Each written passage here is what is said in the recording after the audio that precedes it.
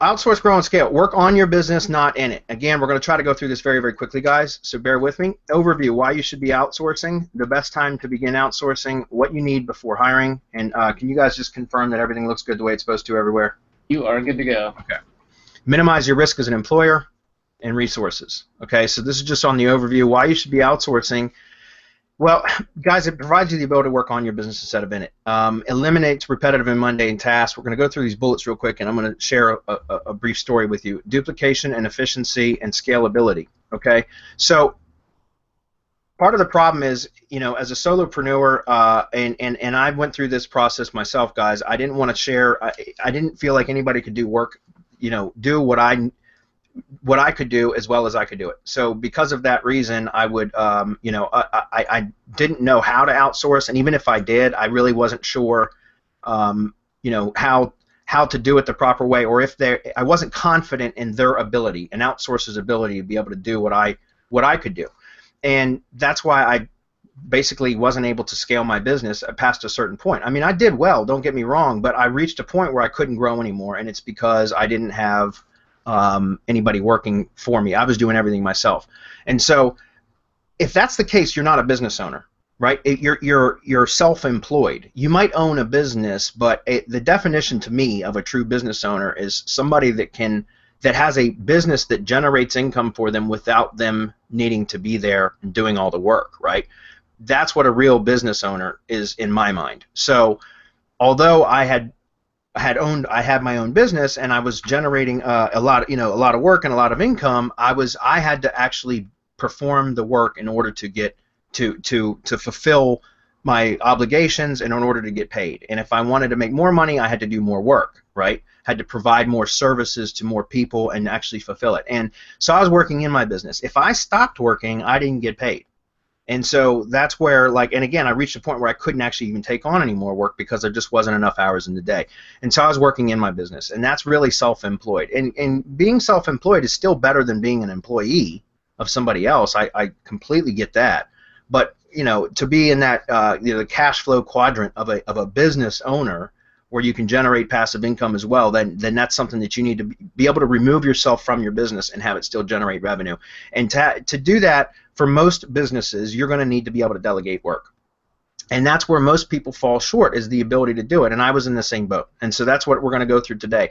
One of the first things you can do is start hiring help for eliminating repetitive and mundane tasks. That's what I recommend, because I guarantee you every one of you have stuff that you're doing in your business on a day-to-day basis or on a weekly basis or on a monthly basis, like client reporting, for example, that could be outsourced, or that you could train a virtual assistant that works for you to do.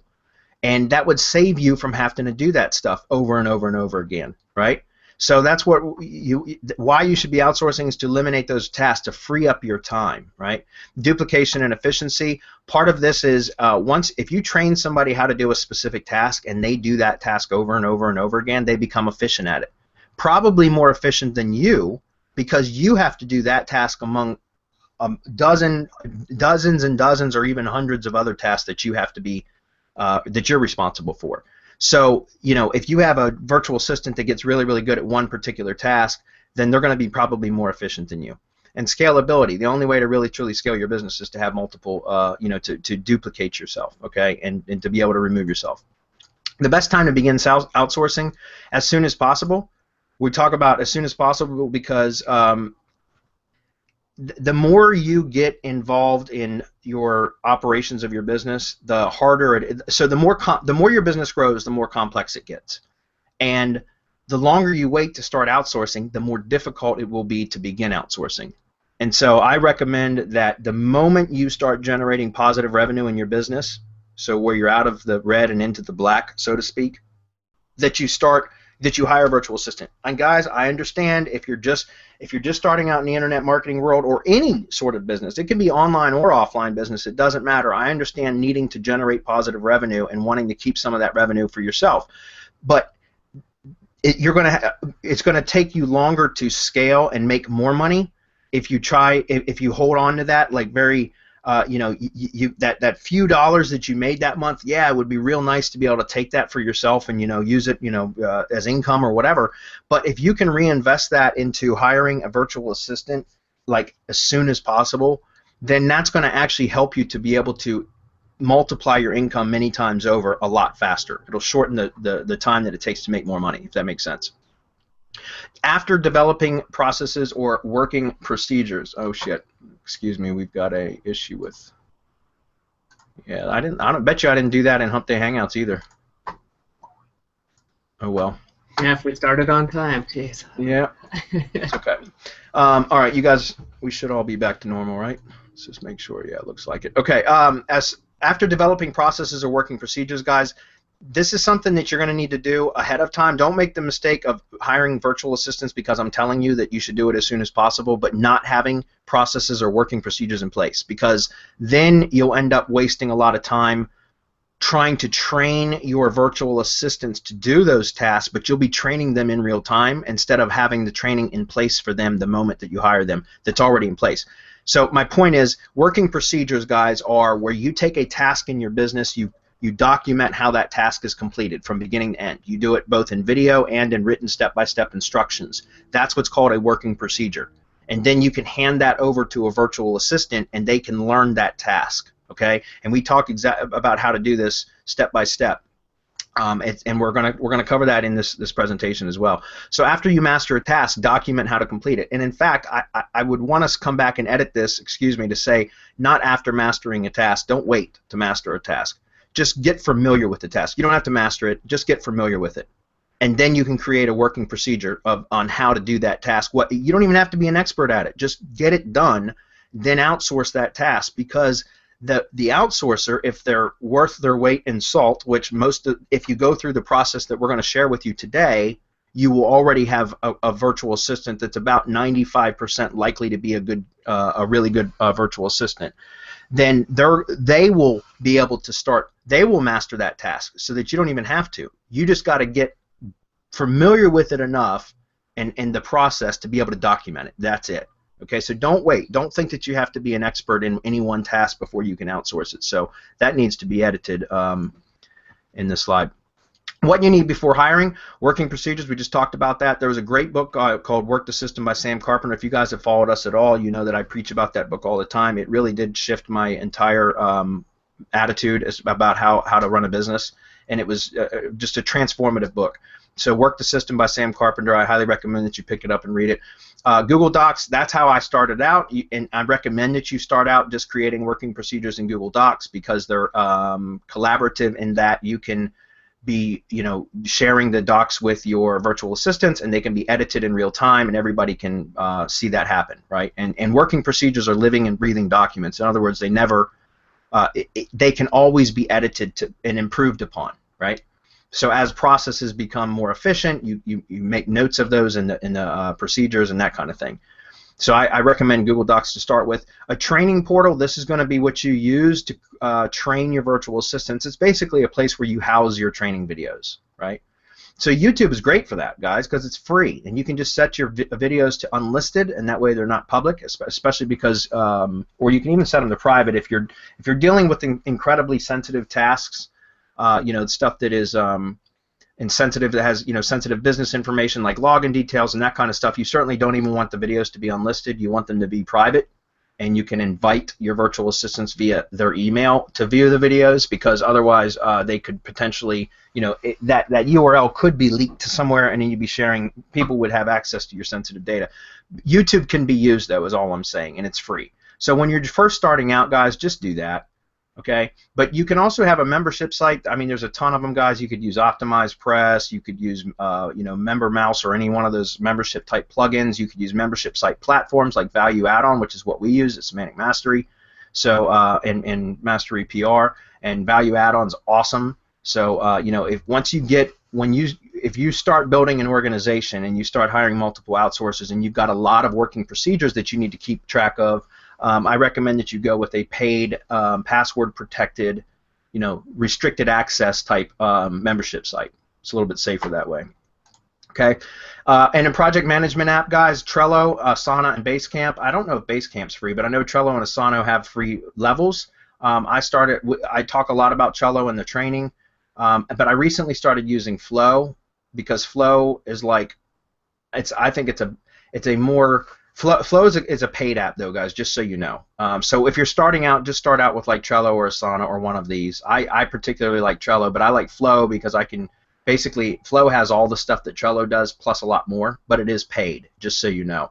I'm going to be doing an update video in the Outsource Kingpin training about Flow because I've been using it a lot the last few weeks since the training has been completed, and I want to talk about the benefits of using it in there. But it's a great app. It's called, I think it's getflow.com. Is where you can check that out, but that's paid. The other ones are free. So starting off, just start off with a free one. Minimize your risk as an employer. Start with a general virtual assistant, guys. The reason why I say this is because when I first started outsourcing, I actually hired 2 virtual assistants full-time at the exact same time, and I hadn't planned on it, but I did that. I had already developed the working procedures for building IFTTT SEO networks. And it took me almost 4 months to completely develop those working procedures because it was a lot. If anybody that's been through the IFTTT SEO Academy training knows how much work there is to put those networks together properly. Well, I built all the working procedures for that, and I hired 2 virtual assistants to start building networks because I handed them the training and they were able to build networks from that point forward, which was awesome. However, I spent 4 months managing my business and creating working procedures. What I should have done, 100% on my own, what I'm saying is I was running my business. I was already tapped out on time. Like I didn't have any more time left. So I literally gave up 2 hours of sleep at night. When I decided I was going to do this, I said, okay, I'm giving up 2 hours of sleep at night. Those 2 hours I'm going to work on working procedures. It's a pain in the ass. What I should have done in retrospect was I should have hired a virtual assistant, a general virtual assistant, and trained them how to do a lot of the day-to-day activities that I was doing so that I could, then once they took over those tasks, I could have been working on working procedures for the more complex tasks like building IFTTT networks. So learn from my mistake. Don't hire a specialist unless, you know, like very specialized virtual assistants, unless there are particular tasks that you do a lot or repetitively that happens, you know, that like daily or weekly or something that requires a specialist that you train to do just that one task. What I recommend instead is that you go after a virtual general assistant, somebody that can help you with multiple tasks like administrative stuff, repetitive tasks like we've mentioned, that kind of thing, and train them to do that because that will free up so much of your time that you can reinvest back into developing working procedures, systems basically for your more complex tasks, if that makes sense. Okay, so don't do it backwards the way I did it. Do it this way, and you'll free up time faster. You'll be able to make progress faster. Okay, potentially a team leader and/or project manager. Part of the reason I like this, what I mean by this, guys, is when you hire a general virtual assistant, they're going to become intimately familiar with your business processes and your operations, and because of that, they're going to be in a good position to actually be promoted to a team leader and/or a project manager, and where you start to hire people that will be placed in their underneath them, as far like subordinates to them, to where they are managing other virtual assistants. And a general virtual assistant that is intimately familiar with your business is going to be in a really good position to be able to take over that for you. So keep that in mind when you go to hire a virtual assistant, especially if you're hiring a general virtual assistant. You want to ask questions during the interview process, which we'll get to in a few minutes. That, you know, asking them if they'd be interested in potential management, because you want to first of all let your virtual assistant, the candidate that you're interviewing, know that if they get the job, if they get, you know, the job offer, if a job offer is presented to them, that there's room for growth, room for advancement. So that makes them happy, number one. But number two, you want somebody that desires that, because believe it or not, some people, they don't want that responsibility, and so you want to get to the bottom of that up front. Doesn't mean that you still wouldn't hire that general virtual assistant. It just means that you still would need to look for somebody that would want management potential going forward, if that makes sense. For specific tasks, if you are going to be hiring for specific tasks, I suggest that you hire on a per project basis or part-time, because typically specific tasks aren't going to be required like full-time unless you have that much work for them already. So I recommend that you do that on a per project basis, or you do it on part-time. Like you say, okay, I've got, you know, 5 hours worth of client reporting that needs done every week for whatever reason, then I'm going to hire a virtual assistant for just that one task, and I'm going to hire them for 5 hours a week. Does that make sense? So make it clear that the position will likely turn into full-time. Guys, whenever I hire anybody for a project, I tell them that if they do well for me, then there's a you know there may be an opportunity for them to come work for us full time or part time, but a long term engagement. In other words, there will be additional work after this one project has been completed. Okay.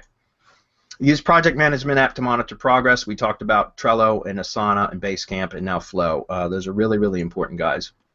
Schedule management hours and require reports. This is to minimize your risk as an employer.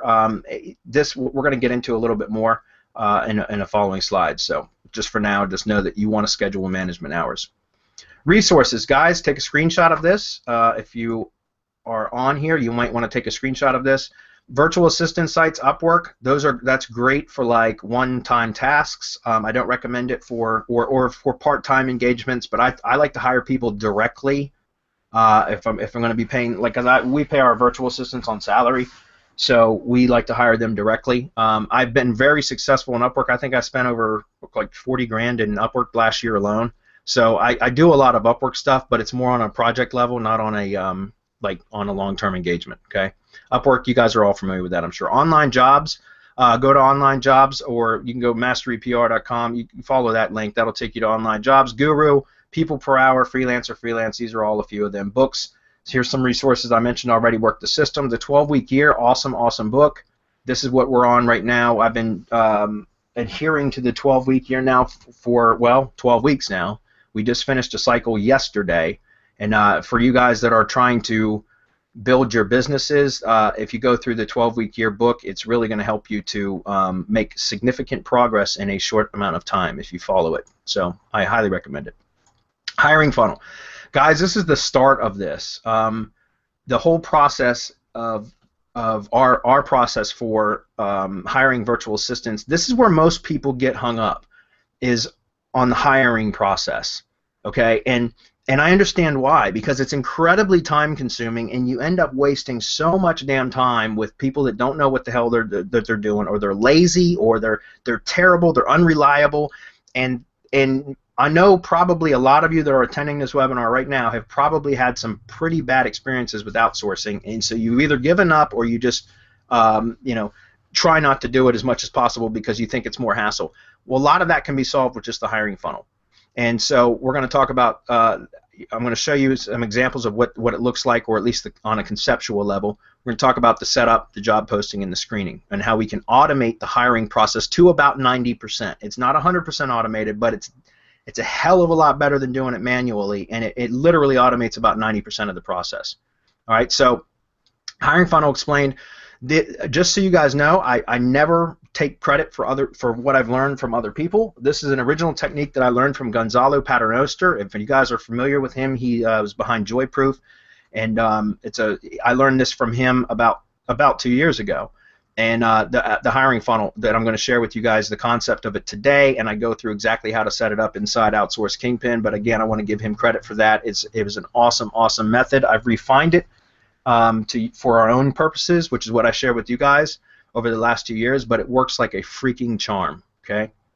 For some of the frequently asked questions, these were just from a survey that we put in here. We don't really have time to go through these, but let's just say that these questions are answered individually in the training itself. So you can see what these are. A lot of the we did a survey of our like, I don't know, we sent it out to like 6,000 subscribers. We had quite a bunch of responses, and these were the frequently asked questions that came up specifically about outsourcing. I compiled those and put those throughout this training where I felt that they fit, and then I answered them in the training, if that makes sense. All right, so guys, take a screenshot of this. This is what we call the hiring funnel. This is basically an overview or a high-level view of what it is. So essentially, what a hiring funnel, guys, is you know, funnels are not just for sales.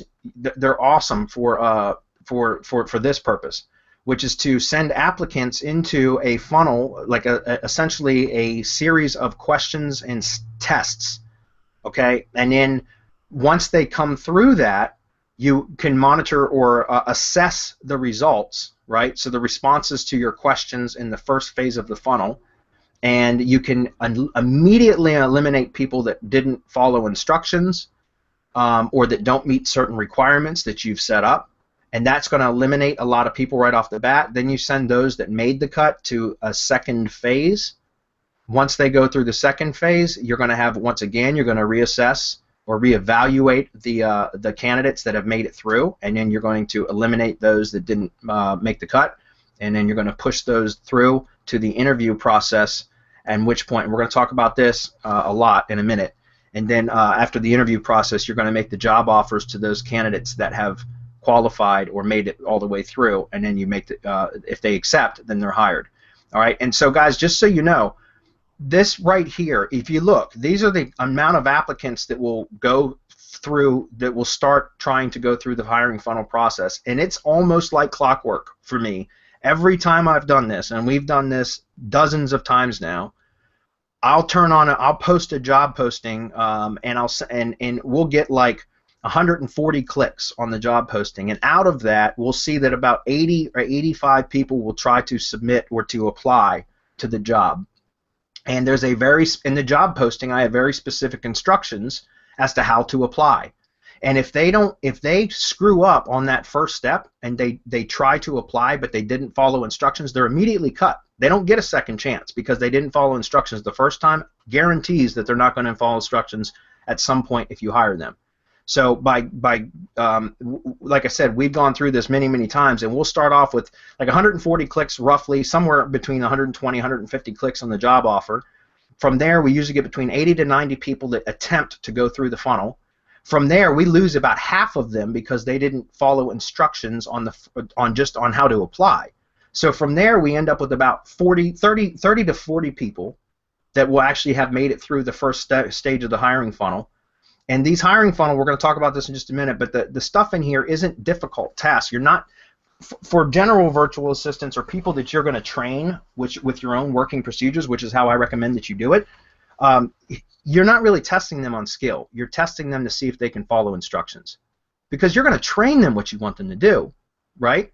So they don't need to have skills. You can take somebody cold off the street who just knows how to get online, and you can train them how to do whatever task you want in your business if you have working procedures in place. And that's why those are so critical to this working. But this hiring funnel will eliminate people that try to go through the first, that screw up, then that didn't follow instructions. You'll end up with about 40% of those people, 40 to 50% of those people will make the cut through the first phase. Then you send them to phase 2, where phase 2 is more work for them. They're not getting paid at this point. So you'll lose some of these people there because they're like, oh, screw this. I've got to go through more tests. I don't want this job. Well, good. Get the hell out of here then. We'll say this job is only for those that really want it. And so those that really want it will go through phase 2. And those that make it through phase 2, which will be a smaller amount, you're going to lose some people here as well. You're going to lose some people because they didn't want to go through it. Then you're going to lose some people because they didn't follow instructions or their submitted responses weren't satisfactory, whatever the case may be. But you end up here at this point with anywhere between, like I said, start off with about 85 people trying to go through here. You end up with about 30 or 40 at this point. At this point, you end up with between like 8 to 12, sometimes a little bit more, but usually I'm down to about 8 to 12 people at this point. And then I set up interviews, and I go through interviews, and I'll do that all in one day. I'll set up like 3 hours of interview time where I'll go through all 8 to 12 candidates. And by the time I'm done, I usually have at least one, but oftentimes 2 or 3 candidates that I'm going to make a job offer to. And we're going to talk about what's important about the interview process too. But this graphic right here, guys, bookmark it, whatever, screenshot it. It's very, very important. Okay. Sorry, Bradley. To add to, sorry to interrupt you, but to add to what you were saying, I think that's the secret sauce of the entire thing. Because you know, I have been asking on my YouTube channel, and then we have this question time and time again on Hamday Hangout, for example, is where do you get the best outsourcers? And it's not about the place, it's not about the website. It's about the process that you put them through. And I think this is where most of the people will actually quit, because if you post and if you get, I don't know, 150 applicants, you will end up saying, fuck this, I'll do it on my own. You know what I mean? Yeah. So that and that's completely logical. But when you go through these steps and you have this funnel in place, you can actually go out there and find any position that you need. That's right. I've done this for the Spanish market, and I had great results. And it's an entirely different set of outsourcing websites, etc. So it's not about the place; it's about the funnel and the process. So I think that's super, super important. Yeah, and like Hernan just said, if you get 150 applicants, by the way, about 120 of them are going to be complete bullshit applicants. And you will waste an enormous amount of time going through. And in fact, a lot of the times, like, my point is if you send people through a funnel process like what we're talking about, you will eliminate the tire kickers, the time wasters, right off the bat. So. Just to add or to reiterate what it is that you guys are saying, this is what we do, guys. This is what we use. This is what we use to get the RYSVA, and all we asked for was someone who could follow directions. That's it. I mean, that's how the job was posted. That's how everything was conducted. And the guy rocks. I mean, anything that I give him, not just RYS, by the way, but just anything that I give him that has instructions where he has to do a process, he kills it. And that's what you guys are looking for. And this is how you do it. That's right. So for setup for this, guys, you only need a few tools. And you can do it with free tools, guys. Trust me. Okay. Everything that we share in this training can be done with free tools. All right. But we also do present paid options as well, because obviously we do use paid options now in our own business. But some you can still do it with free. So screencast software, Jing, you guys, I'm pretty sure are probably familiar with that. That's free. That's made by TechSmith. So is Snagit and Camtasia. They're all by the same developer. I use Snagit, which is like a screen capture plus a light editing software, image editing software, and now they actually do some video editing, some slight video editing. Camtasia, that's expensive. I don't recommend that unless you already have it. You can get away with just Snagit or Jing. Snagit's like $40, dude. Guys, I love it. Like, I've been using Snagit for years. They just released a new version of it too, which will create GIFs out of GIF images out of videos, all kinds of stuff. It's really cool. So I highly recommend that you get that, but you can get away with just Jing if you need to. Webcam, it's optional. This is for recording the About Me and My Business video. We'll talk about that in a minute, but I prefer to do that, have a webcam where I can, so that in my job offer, or in my job posting that's going to be posted on the job boards, I can have a link to a video where the potential candidate or the applicant can watch the video, and it's me looking into the webcam explaining who I am and what my business is about. That way I feel like they get to know me. It builds rapport with them without even ever talking to them. Okay, and that's what I want. I want to develop a relationship with a virtual assistant, because they're going to be an integral part of my business. You know what I mean? So that's optional, but I highly recommend that you do it. By the way, the screencast software, guys, you're going to need that, because you're going to need to be able to create training videos documenting your procedures and how to complete tasks that are specific to your business. Okay, so you're going to need to be able to do that. Okay. Dedicated Google account, I recommend that you set up a Gmail account or Google account that's specific to your hiring funnel. So, like, for example, yourcompanyjobs@gmail.com, right? Yourcompanyjobs@gmail.com, something like that, so that you have a specific address. And we're going to set up Gmail Labs canned responses. We're not going to go through how to do that in here. It's inside the training. If you guys want it, you can get it at Outsource Kingpin, but you guys could probably figure it out on your own if you tried hard enough, right?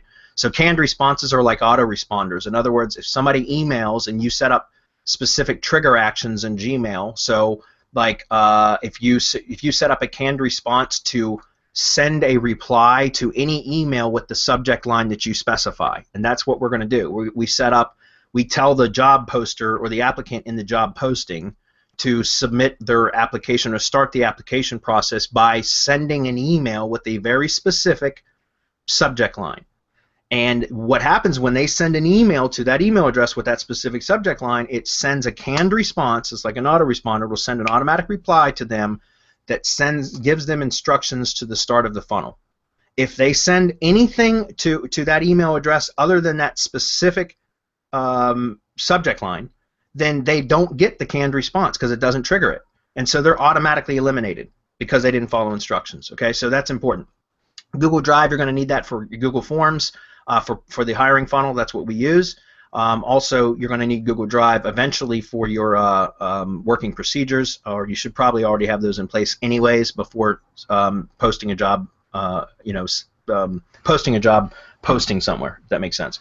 Okay, YouTube, we talked about that. Google goo.gl URL shortener. That's just for tracking clicks on links. It's not necessary. I like to do it, but you don't have to.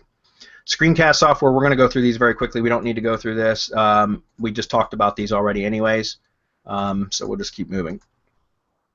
Let's go to the next one. Google account, we talked about this. For example, masteryprjobs@gmail.com is one that I created for that. So again, canned responses will trigger and automatically be sent out when somebody sends an email to you that has the specific requirements that you had set up to trigger that. Does that make sense? Hopefully you guys get that.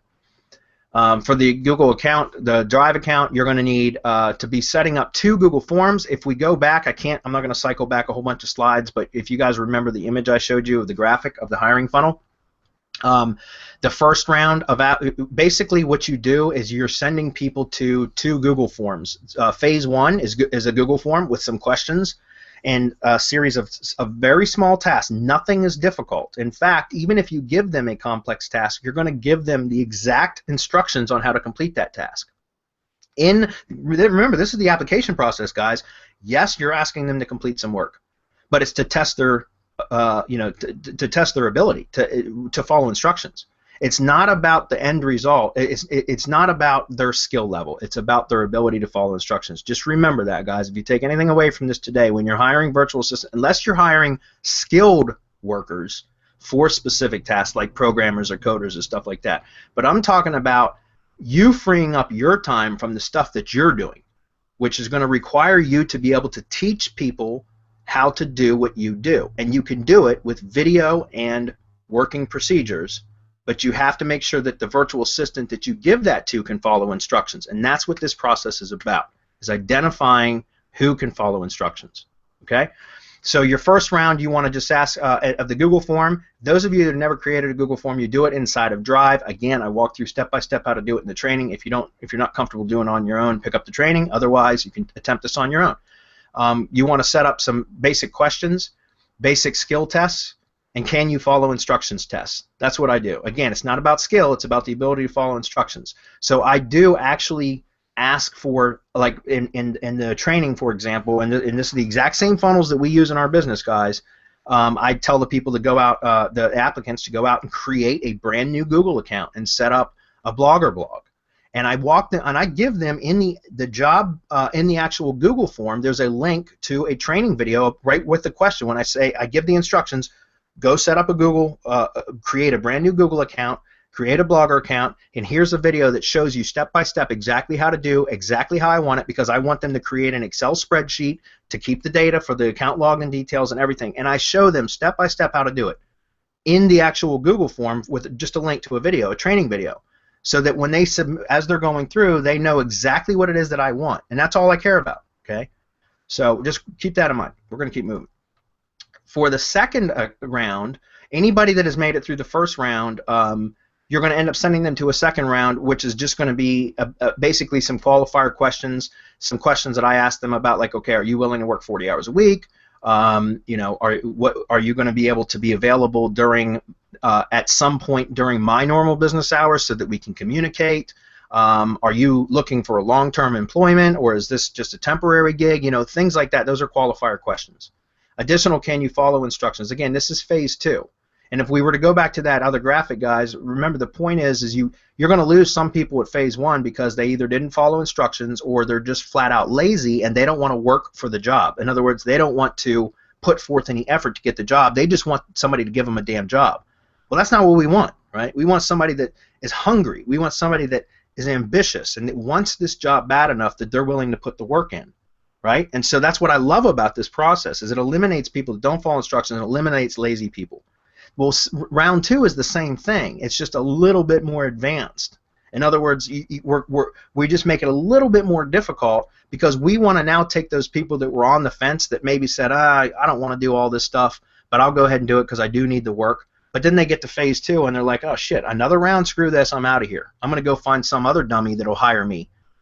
You know, because and then let that other dummy deal with them when they don't perform for them. You know what I'm saying? So that's what I'm talking about. So lastly, there's some additional can you follow instructions tests. Just like before, you provide detailed and specific instructions. This one should be a little bit more difficult and or time consuming than the first round. Okay.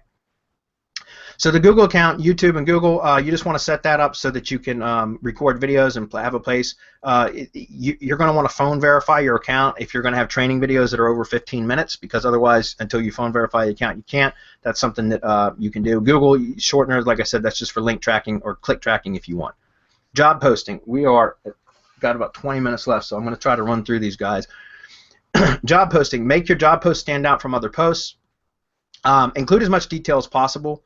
I give exactly examples of job postings that we have used inside the training guys, but you want to be really, really detailed, and this is where I talk about in the job posting, you want it to stand out among the hundreds or thousands of other job postings out there.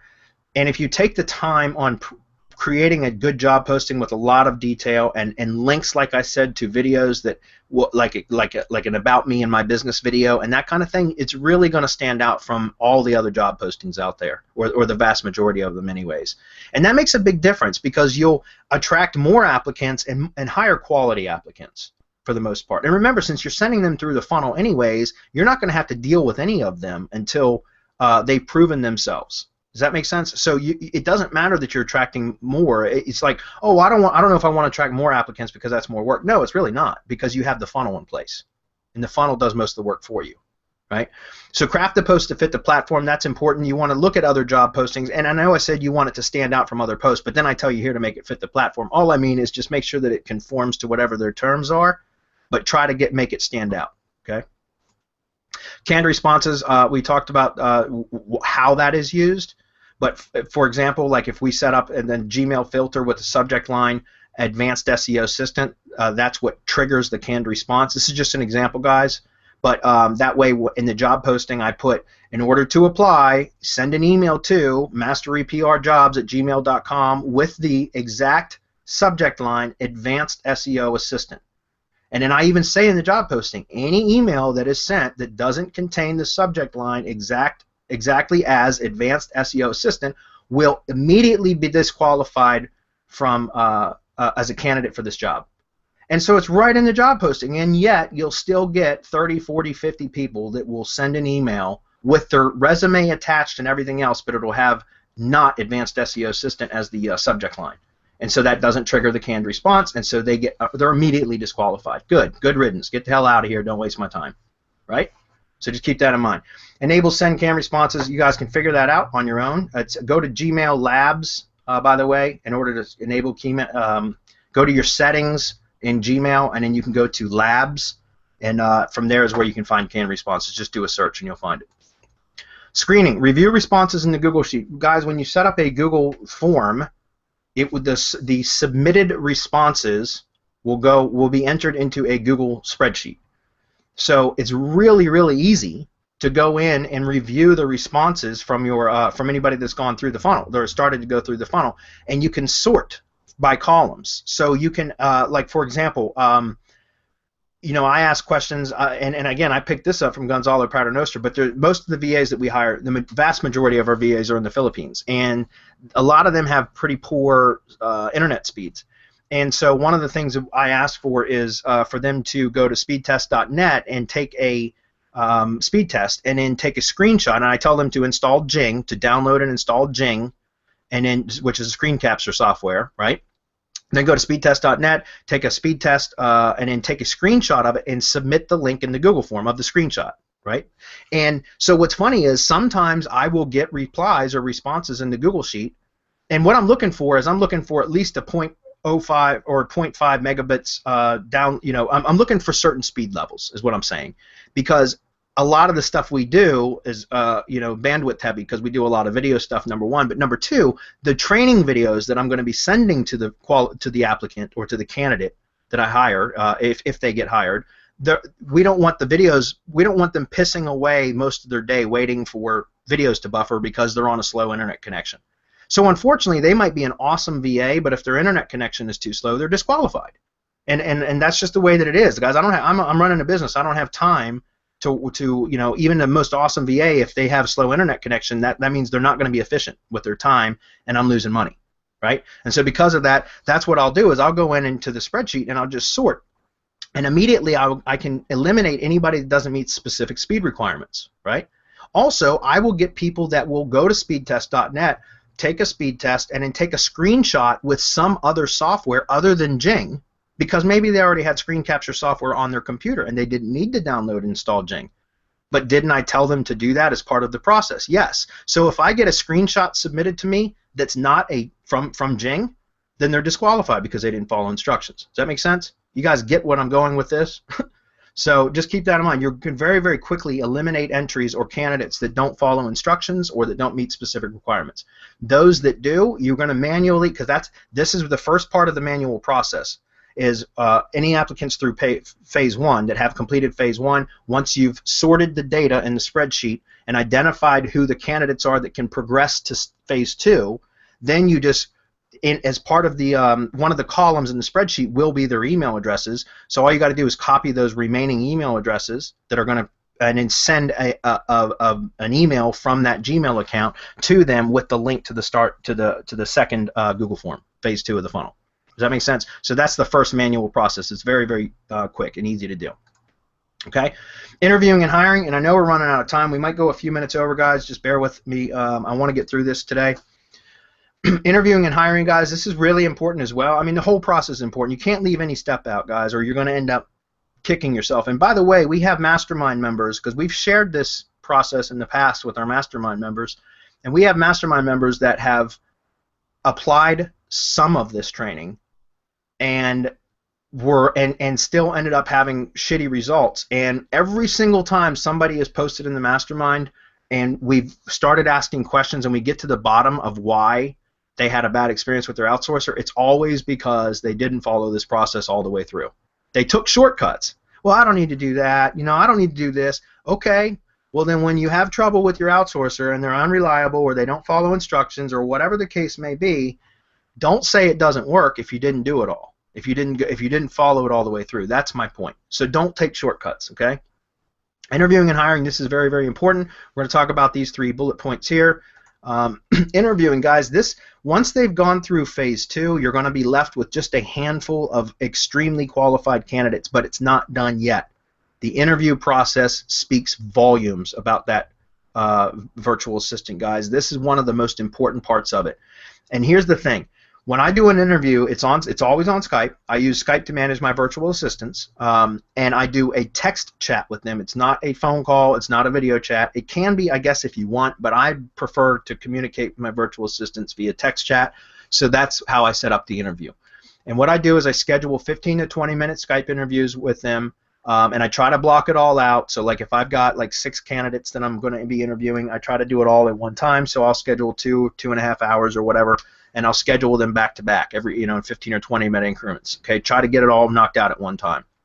All right, this process should be used to identify candidates with the best communication skills, guys. This is really, really important. This is the whole point in the interview process. They've already proven themselves at this point that they can follow instructions. They've already proven that they really want the job because they've gone through 2 phases of your hiring funnel, right? But one of the most important things, if not the most important thing other than being able to follow instructions, is being able to communicate with them. And unfortunately, when you're hiring virtual assistants that aren't native to your country or where you live, there can be communication barriers. Okay, and that's in part why I don't care about doing phone interviews or live video interviews with them, is because a lot of Philippines VAs might not have the best English speaking ability, but they can write very, very well, or write, for at least the kind of tasks that I'm going to assign them, they can communicate in written English, but maybe not so much in spoken English. That's fine. I don't care. All I care about is that I can communicate with them well in Skype, because we're going to be spending a lot of time, answering questions, assigning tasks, communicating when issues arise concerning tasks that they're working on, or that kind of thing. We need to be able to communicate well. So that's what the interview process is about. It's not so much about the answers to the questions you ask them, like what their answers are that are going to either qualify them or disqualify them. It's about their communication with you. How freely does the communication flow between you guys? If dialogue seems forced, candidates should be eliminated, because if you can't communicate with them well during the interview process, chances are it's always going to be difficult to communicate with them, and trust me, that is very, very frustrating. So if communication flows well, that candidate should be considered a strong candidate. And that's really the key. That's the final part of this interview or this hiring funnel process is the interview, and that's where they've proven themselves all the way up to a point. Now it comes down to, can you communicate well with me? If the communication goes well, you are going to probably get a job offer. If the communication is forced or it doesn't go well, then you're going to be eliminated, and that's just the way it works. Okay, so take notes about each candidate during the interview. That's important, because especially if you're only interviewing one candidate, which, by the way, guys, if you set up a funnel and at the end of phase 2 you only have one candidate, leave the funnel going for a few more days, because you want to be interviewing more than just one candidate. Because trust me, if you put all this work into setting up the funnel, and you're only left with one candidate at the end for the interview, you're going to want to hire that person whether the communication is good or not, because you've already put all that work in. Trust me, you're going to want to do it, and I've done that too, and trust me, you end up regretting it if they don't communicate well. So my point is, you want to make sure that you are interviewing at least 2 candidates so that you can choose the stronger of the 2, and more if possible. Okay?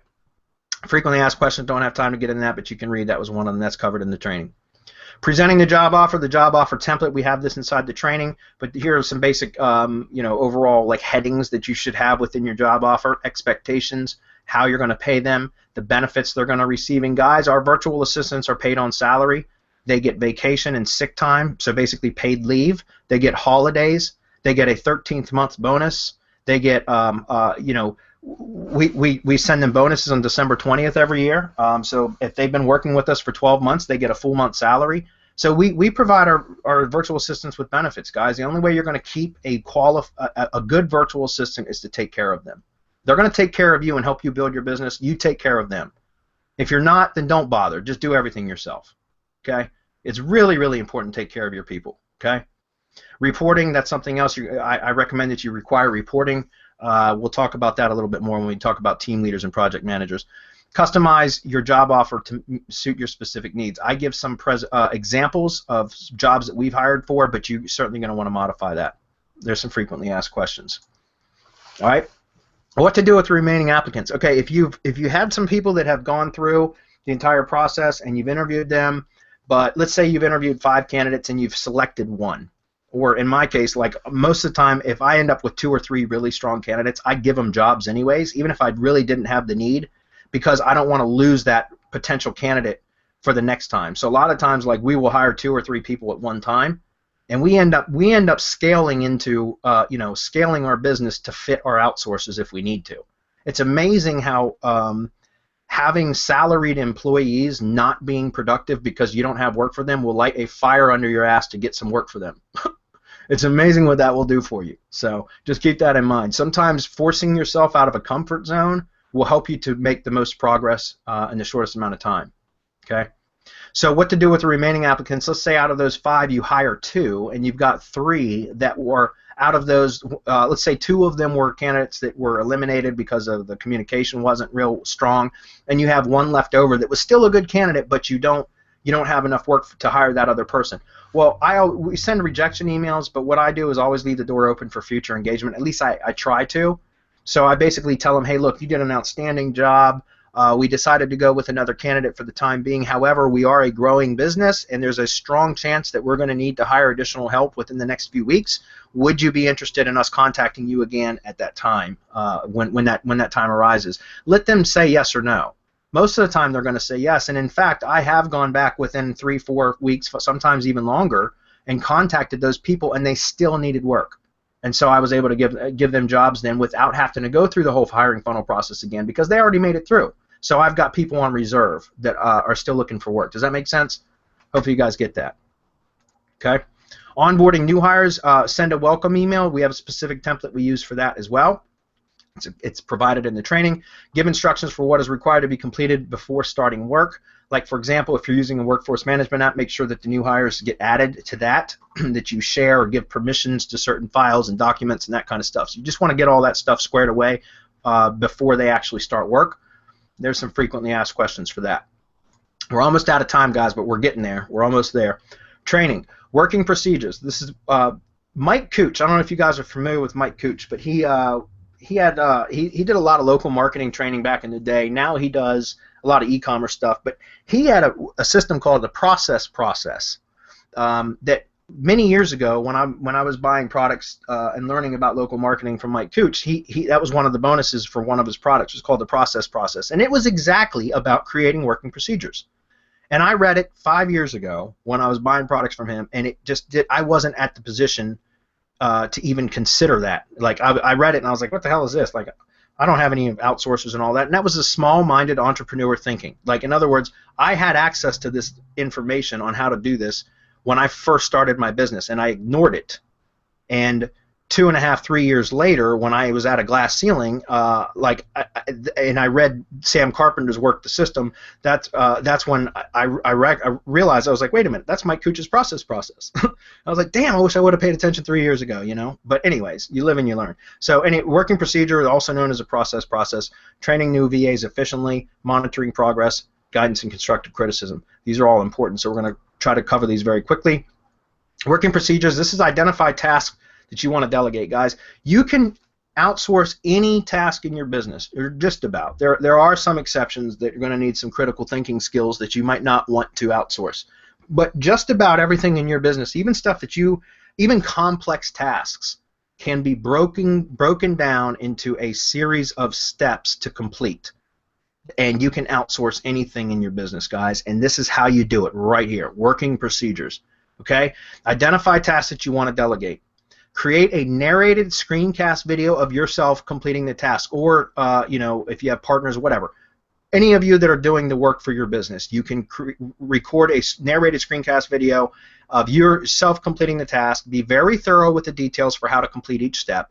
So what I do from our virtual assistants, guys, is I don't, and any of you that have gone through any of our training know that I don't just explain how to do stuff. I also explain why we're doing it, and I think that is incredibly important, because it's not enough to just know how to do something. I'm the type of person that I want to know why I'm doing it too, and I think if we explain the why to our virtual assistants, I've seen a lot of people that just bark out orders or give orders out to their subordinates and say, do this. But when somebody doesn't understand the why behind it, there can be resistance to that task. And when somebody understands the why, it makes them feel like more of a part of the team and like they're working towards a common goal. And so I'm very thorough, and I explain why and how to do each step. Okay, explain why you're doing each of these during the process. It makes for a better relationship with your virtual employee or a virtual assistant, and they will perform better for you, trust me. Watch the video that you just recorded and then document those steps. What I mean is, once you've recorded a video, guys, go back, and you've uploaded it to YouTube or whatever, go press the play button, watch 30 seconds of it and pause it, and then go type out the steps into a Google Doc, right? And guys, by the way, you can outsource this. Just so you know, I did all my working procedures myself for 4 months before I ever hired my first virtual assistant, because I completed an entire IFTTT training procedure, which was incredibly detailed, and I handed it over. And then after I started working on other working procedures for my business, and then it dawned on me one day, why the hell don't I just hire a virtual assistant to create my working procedures? All I had to do from that point forward was create narrated screencast videos of the task, and then I send it over to the virtual assistant and say, create a working procedure out of this. And they do that. They play the video for 30 seconds, pause, type out the steps in a very like a bullet fashion. So it's all, it's very linear, step by step. Step 1, do this. Step 2, do this. So on and so forth, all the way through the entire process of the video. Okay, so you can outsource your processes. If that makes sense. Creating the working procedures, you can outsource that, other than the narrated screencast videos. So watch the video just recorded, document the steps. If you need to re-record it after you've documented the steps to make it flow a little bit better, then you can. That's up to you. That's only if you feel that you need to. Add working procedures to a project management app, example Trello, and you can even outsource this, and that's what I just mentioned. Okay. And I know we're at the 6 o'clock mark, guys. Bear with me. I'll try to get through this. Working procedures, frequently asked questions. You can see some of these questions here, guys. These come up a lot. So these are answered inside the training. But you can see, I'm sure some of you can relate to some of these questions. Training VAs efficiently, use Trello. Look, I've used Trello for training about specific tasks, but now I'm moving everything into Flow. And again, I've told you I'm going to update the Outsource Kingpin training within probably the next week or two. to give a full overview of how I'm using Flow now. Again, that's a paid app though. You don't need it. It's just if you're going to be building an organization, instead of putting everything in one and then having to move it at a later date, you might want to consider that up front. And if you feel like you're going to build an organization, then go ahead and bite the bullet and spend a few bucks per month for Flow or something like that, a paid app that's going to give you more robust features, because it'll save you time later on in the future. But that's up to you, okay? Trello, I'm not going to be able to get into how to set up Trello here, guys. I'm sure you can go to YouTube and find lots of tutorial videos on Trello if you don't want to buy the course. If you want to buy the course, I show you exactly how to set up Trello inside the course. Don't have time to get into that right now, okay? But Trello is an awesome app. I use Trello. That's why I talk about it in the training. It doesn't have to be Trello, guys. You guys can use whatever project management app you want. I'm just sharing what we use in our business, okay? Let's see.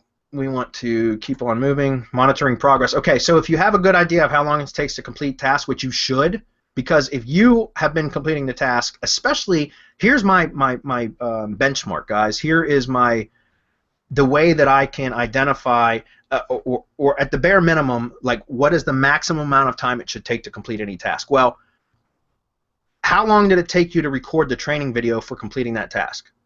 That's the maximum amount of time it should take. Because if you recorded the training video properly on how to complete that task the way that I mentioned and be very, very detailed about it and explain the why while you're showing the how, then you're going to end up with a video that for that particular task is rather long compared to if you had just done the task without narrating the video, like if you just done the task yourself.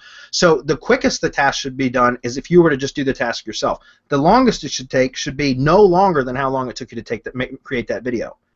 And the reason I'm telling you this, guys, is because if you assign a task to a new virtual assistant and they take 3 hours to do something, let's say 30 minutes to do something, that it only took you 15 minutes to create the training video with the narration throughout the whole entire process, there's something clearly wrong with them. Not with you, but with them. And not with your training, but with them. Does that make sense? So they should be able to complete that within about 15 to 20 minutes, no question. Okay? And after they've done it once or twice, they should be able to do it in under 15 minutes because now they're not having to watch the video to do it. Right? So just keep that in mind. So monitoring progress, that's how I know whether my virtual assistants are being efficient or not. And once you start hiring multiple virtual assistants, if they're both doing the same or similar tasks, you can actually start to compare who's more efficient by just monitoring progress of how they're moving through the Trello boards. And again, this is covered inside the training. If progress is slower than expected, you need to reach out to the virtual assistant and ask them, what is the problem? Guys, you need to be proactive with your virtual assistants. Don't wait for them to come to you. Encourage them to come to you when they have issues, but you also need to be proactive and stay on top of them, because if you don't, a lot of virtual assistants will be timid and they won't want to reach out because they'll feel like they're going to be reprimanded. So you need to be proactive and reach out to them. Say, what is the problem? Be very, very diplomatic in how you approach them, but then say, what can I do to help you? What's going to make your job easier, right? Guidance and constructive criticism. Review completed work often, especially when new tasks are learned. Guys, that's really, really important. This is something you're probably going to want to do yourself to begin with. Once you hire a team leader or a project manager, that's work that can be delegated. Okay, but for right now, when you first start out, you're going to want to be reviewing the completed work from your virtual assistants to make sure that it's up to par, up to your standards. Provide feedback. It's very, very important, especially up front, to be providing feedback. Again, communication is key, and that's why you had already determined who can communicate well during the interview process. If something is not done correctly, be diplomatic in how you address it, but compliment what has been done well first before offering any criticism. In other words, when you have a piece of work from your virtual assistant that isn't up to standards, or there is something wrong with it at somewhere in that task, the completed task, there's something wrong, then don't just say, hey, there's a problem with this. Say, hey, you did a really good job with this here, but let me show you where we could have improved over here. Does that make sense? And it's just a way I found that works really, really well to offer up a compliment before criticism, and it seems to be received better. Does that make sense? Okay, review your daily reports and respond to issues or requests. Daily reports are only required up front. I do that with my virtual assistants. I require them to submit daily reports for the first few weeks. Once they have proven themselves and they're past basically the probationary period, then we do weekly reports, and now I don't even read the reports myself because they go to the team leaders, and the team leaders review them. Encourage dialogue during office hours. Office hours are very, very important. We're going to talk about managing now and then scaling, and we're done. I know we're a little bit over, guys, but we're almost there, I promise. Managing best practices when to promote workforce task management applications. Best practices are to keep regular office hours. Guys, we work with most of our virtual assistants are in the Philippines. They're 12 hours ahead of us, or I'm on the East Coast, so they're about 12 hours ahead of me. So I have set up a very specific time every day that I'm available to communicate with my virtual assistants on Skype. And I actually have, for me, I'm always available between 6 a.m. and 9 a.m. Monday through Friday. Okay, and that's about 6 p.m. to 9 p.m. for them. But I tell my virtual assistants, look, I don't care what hours you work. I honestly don't care what hours you work. As long as you're giving me 40 hours a week and that you are available at some point between 6 a.m. and 9 a.m. Monday through Friday, always available to communicate with me in case issues arise or whatever. And that's all that's required. So I don't care if they work, you know, all the other hours of the day that I'm not working, that's fine. I have no problem with that as long as they're available. And I usually tell each virtual assistant or team leader, because I usually just deal with the team leaders now for the most part, is I tell them to be available for, you know, 1 hour, say from 7 a.m. to 8 a.m. Monday through Friday, every day. Just be there available. Doesn't mean we're going to be communicating that hour. We might go days at a time with never communicating, but they need to be there so that in case I need to get in touch with them for anything, they're available for me to chat with. And the same goes for me. If they need anything, I'm available for them. Does that make sense? And so that's very, very key to set regular office hours, guys. That's the only way that you're going to get consistency out of your business. Okay? Encourage your VAs to give feedback regarding the processes. Guys, your virtual assistants are literally neck deep in your business's processes on a daily basis. Your VAs can find ways to make processes more efficient that you may have overlooked. Sometimes you can't see the forest through the trees. And so sometimes having somebody else give you suggestions about process improvement that you may have overlooked. And your virtual assistants, especially because they're the ones completing the task for you over and over on a daily basis, they're going to find ways to make the process more efficient, so encourage that. Okay? That's why I said the working procedures are living, breathing documents. Give praise often. It's important. Encourage your virtual assistants. You know, they say one aw shit wipes out 100 attaboys, that kind of thing. So, like, I'm always giving my virtual assistants praise. We do it often. Even my other partners would jump into the Skype group from time to time and just drop a, hey, you guys are all awesome type message, and it goes a long way for keeping morale up. Provide bonuses for exceptional work.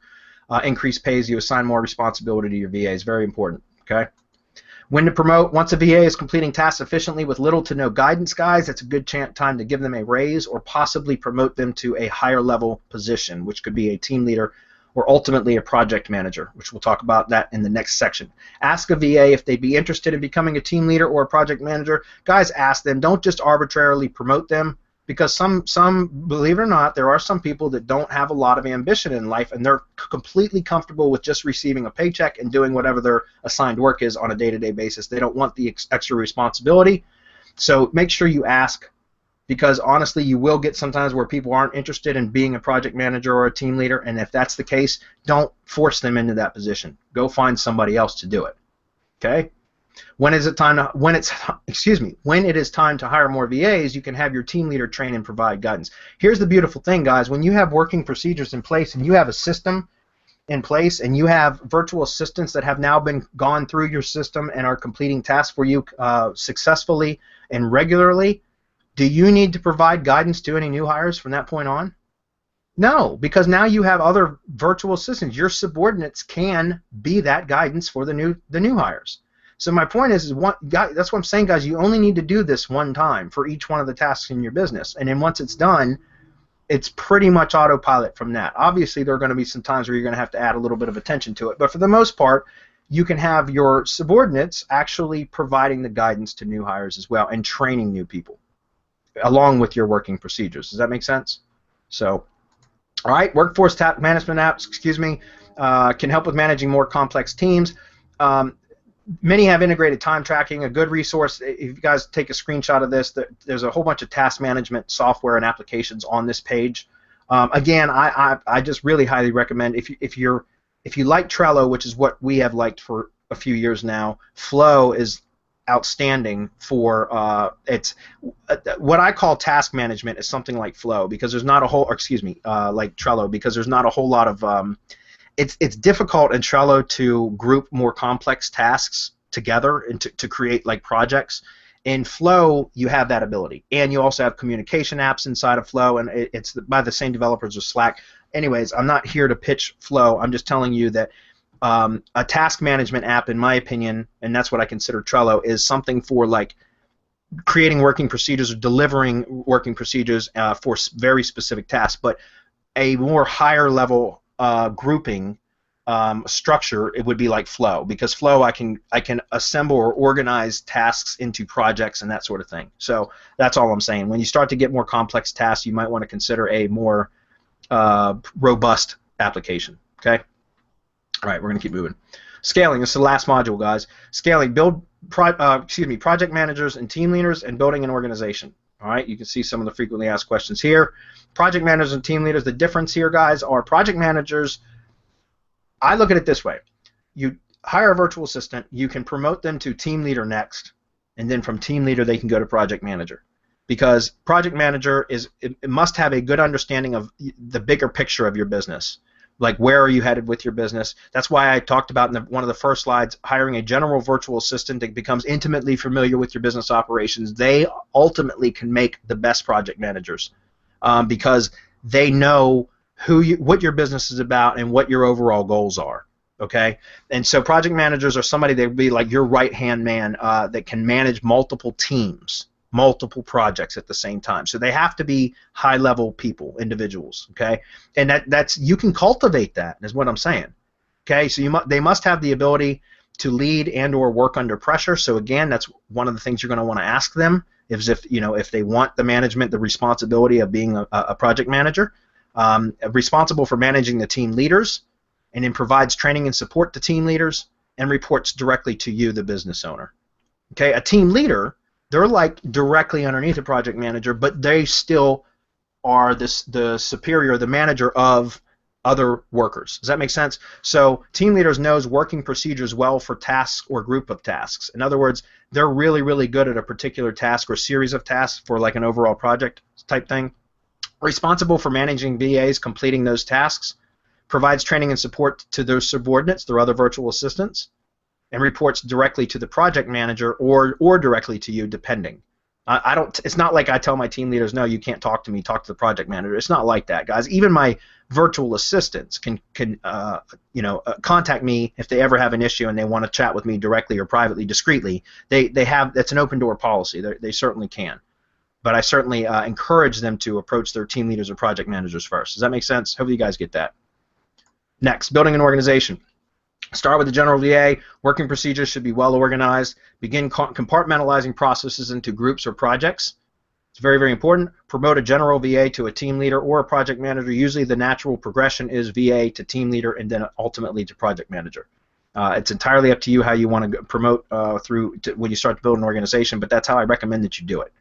Hire and train new VAs to complete projects, groups of tasks. Ask the existing employees for referrals. Guys, this is one of the ways that we've been able to hire probably the last, I don't know, 8 to 10 builders that we've hired for our IFTTT network building service and stuff like that have come from referrals, and which is great, guys, because think about it. Like once you start to develop a team, then you contact your team members and say, hey, look, I'm ready to hire again. I need to hire 2 or 3 more positions or whatever. Do you guys have anybody that you could refer, family members or friends that are looking for work that are capable of doing similar work to what you're doing that you could recommend?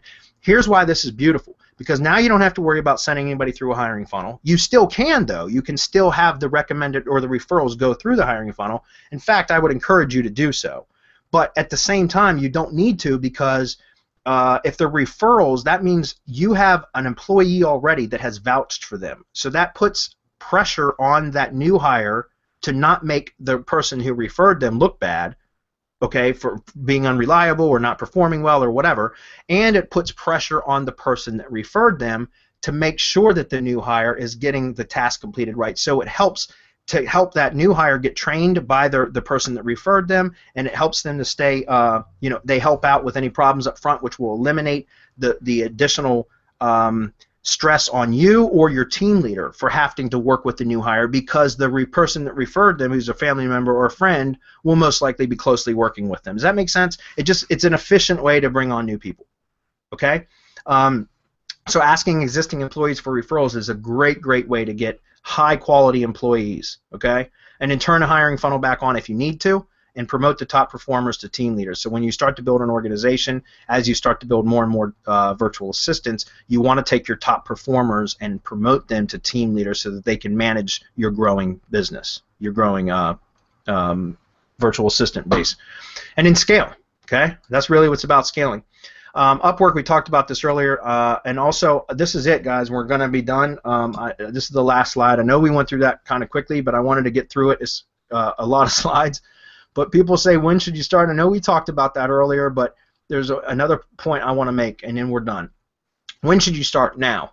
Guys, if you have positive revenue in your business at all, even if you're in the black or the red right now, you're losing money. If you're trying to build a business, I say try to hire as soon as possible so that you can start freeing up your time to work on higher level stuff. Guys, there's a difference between being productive and being busy.